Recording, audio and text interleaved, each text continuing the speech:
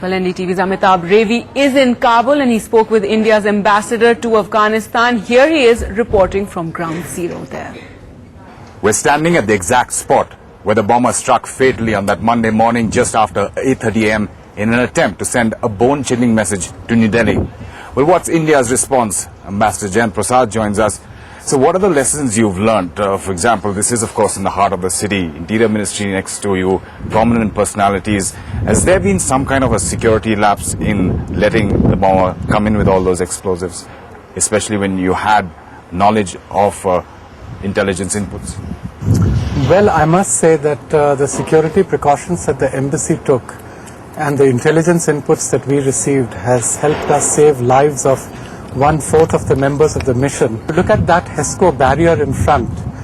The top of the barrier has been blown off.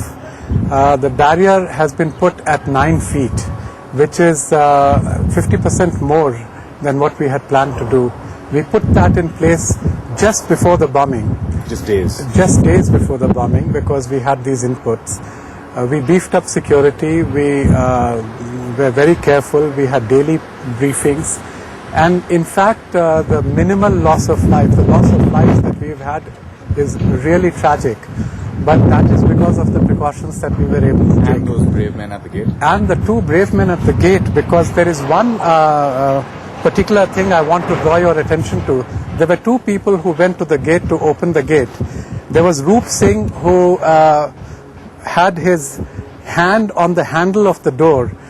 And he didn't open the gate because he saw that behind Brigadier Mehta's car, in which Councillor Rao was also travelling, there was another white Toyota Corolla behind. This is a reconstruction from what we can piece together.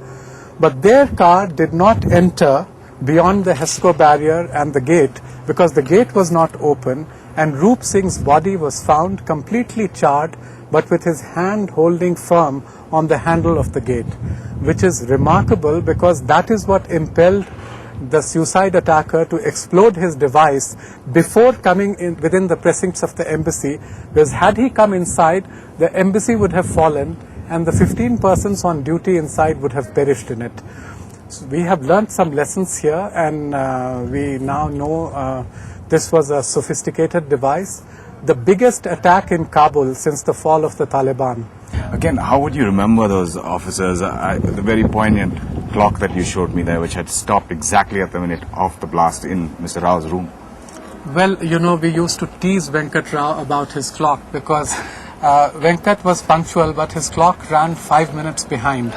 And his clock stopped at 8:27 in the morning. The blast took place at 8:31. We found Brigadier Mehta's watch. Nothing else survived. His body was gone. His head was gone.